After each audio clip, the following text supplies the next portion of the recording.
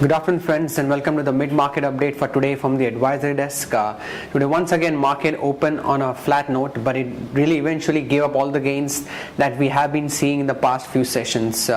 In the morning, Nifty was flattish, about 15 points down. When we saw the Asian markets were actually bleeding, Hang Seng was down by more than about 250 points. Nikkei was down by almost 210 points. Even Shanghai markets gave up all the gains which we were seeing in the past week or so.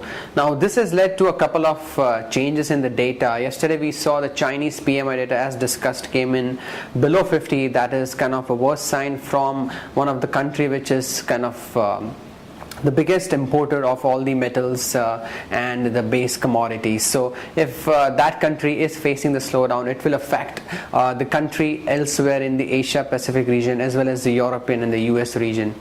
Yesterday too, US markets, kind of Dow Jones was down by more than 175 odd points. Couple of data came in, jobless claims which were not that well as expected, so that market also gave up the gains. Also the corporate earnings in the US markets are going on. They were mixed bag, but more or less it was bad than the expectation, so market eventually gave up the gains. And as I'm talking to you, the Sensex is down by more than almost 195 points today, mainly led by the metals, banking as well as real estate, capital goods. So overall all the broader markets and the kind of stocks individually have kind of hammered today, almost down by 2 to 3% on the intraday basis. On the kind of capital goods side, we have L&T, which is on the loser side. BHEL is down. So these stocks are down anywhere between 1.5 to 3% right now. Also the mid-cap stocks have been hammered, like Jindal Saw, On Mobile Global, Delta Corp, even Dana Bank amongst the mid-cap banking are down by almost more than 2 to 5%. So overall, it has been a bad day for the market.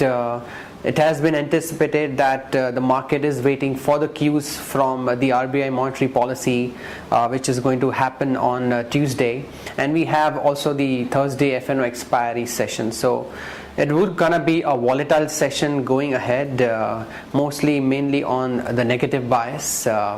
Elsewhere we have a stock update on Kane, which came out with the results after the market closed yesterday.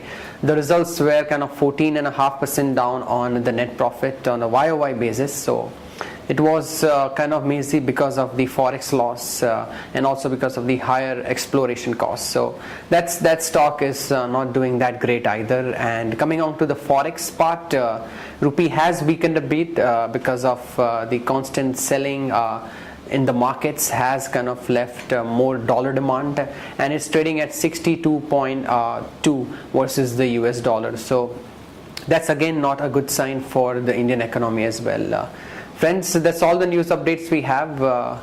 And on the further Renbaxy update, would like to mention that the stock is down by almost 17% because of the US FDA alert, which has banned its Tonsa plant, which has almost 70% revenue sharing for the Renbaxy company. So that will be a biggest drag for the company, and going forward it has to resolve a lot of issues before it goes again on the upside. So that's all the updates we have. We'll get back to you more in post market. Thanks.